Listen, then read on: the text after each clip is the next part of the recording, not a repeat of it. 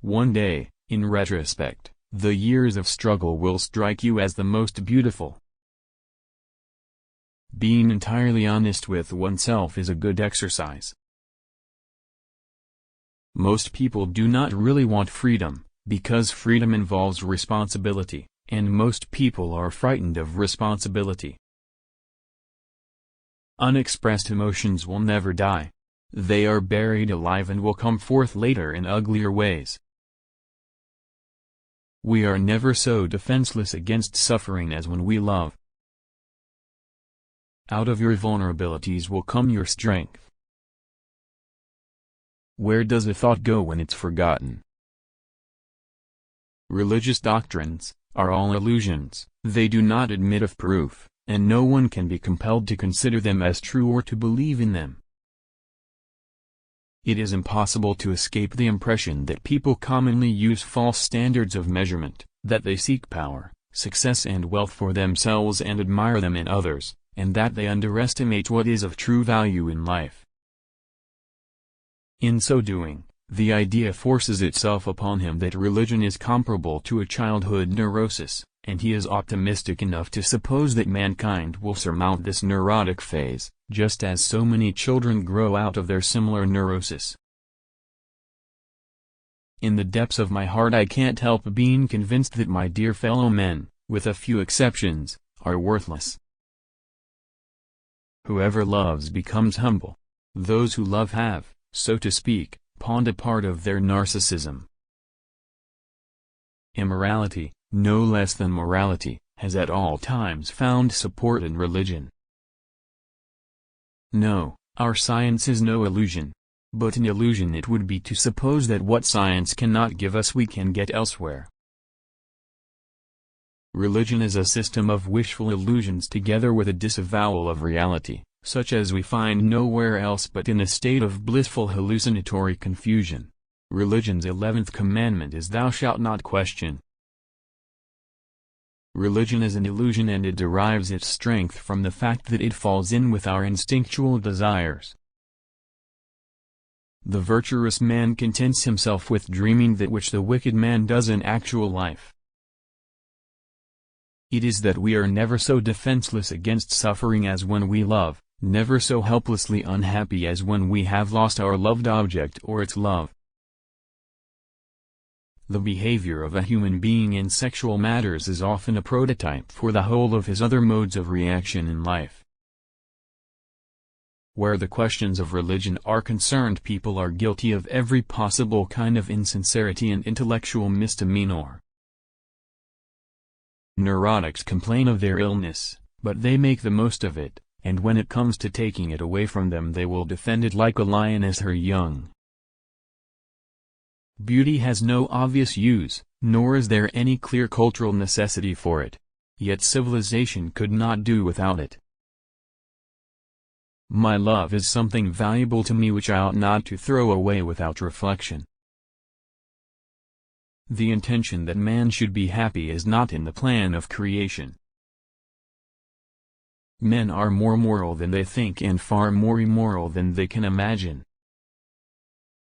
The creative writer does the same as the child at play, he creates a world of fantasy which he takes very seriously. What progress we are making! In the Middle Ages they would have burned me. Now they are content with burning my books.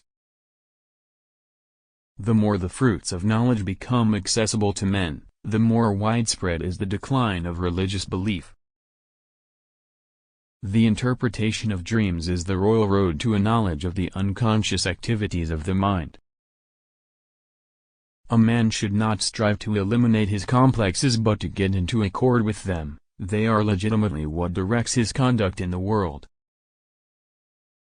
When a love relationship is at its height there is no room left for any interest in the environment. A pair of lovers are sufficient to themselves.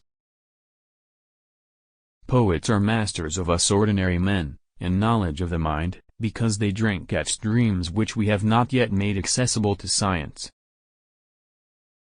A love that does not discriminate seems to me to forfeit a part of its own value, by doing an injustice to its object, and secondly, not all men are worthy of love. Men are strong so long as they represent a strong idea, they become powerless when they oppose it.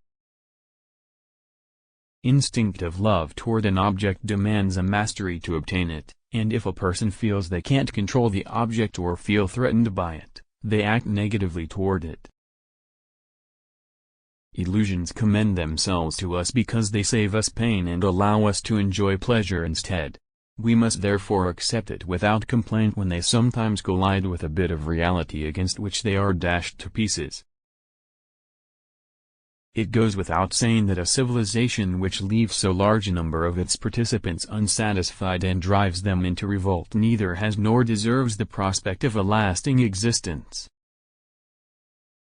Public self is a conditioned construct of the inner psychological self. The ego refuses to be distressed by the provocations of reality, to let itself be compelled to suffer. It insists that it cannot be affected by the traumas of the external world. It shows, in fact, that such traumas are no more than occasions for it to gain pleasure. It is a predisposition of human nature to consider an unpleasant idea an untrue, and then it is easy to find arguments against it. The dream is the liberation of the spirit from the pressure of external nature, a detachment of the soul from the fetters of matter. Where questions of religion are concerned, people are guilty of every possible sort of dishonesty and intellectual misdemeanor. As regards intellectual work, it remains a fact, indeed, that great decisions in the realm of thought and momentous discoveries and solutions of problems are only possible to an individual, working in solitude. What is common in all these dreams is obvious. They completely satisfy wishes excited during the day which remain unrealized. They are simply and undisguisedly realizations of wishes. The individual does actually carry on a double existence, one designed to serve his own purposes and another as a link in a chain, in which he serves against, or at any rate without, any volition of his own.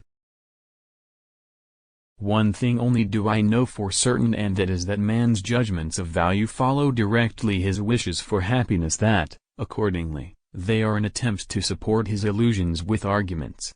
p. 111.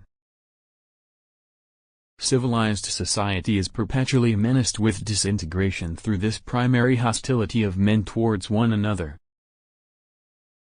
It would be very nice if there were a God who created the world and was a benevolent providence, and if there were a moral order in the universe and an afterlife. But it is a very striking fact that all of this is exactly as we are bound to wish it to be. We are what we are because we have been what we have been, and what is needed for solving the problems of human life and motives is not moral estimates but more knowledge.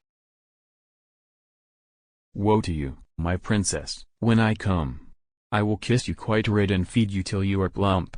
And if you are forward, you shall see who is the stronger. A gentle little girl who doesn't eat enough, or a big wild man who has cocaine in his body. A love letter from Freud to his fiancée. Where such men love they have no desire, and where they desire they cannot love. The time comes when each of us has to give up as illusions the expectations which, in his youth, he pinned upon his fellow men, and when he may learn how much difficulty and pain has been added to his life by their ill will. It is impossible to overlook the extent to which civilization is built up upon a renunciation of instinct. And it is only after seeing man as his unconscious, revealed by his dreams, presents him to us that we shall understand him fully. For as Freud said to Putnam, we are what we are because we have been what we have been. A transference neurosis corresponds to a conflict between ego and id. An narcissistic neurosis corresponds to that between ego and superego, and a psychosis to that between ego and outer world. Neurosis is the result of a conflict between the ego and its id, whereas psychosis is the analogous outcome of a similar disturbance in the relation between the ego and its environment, outer world.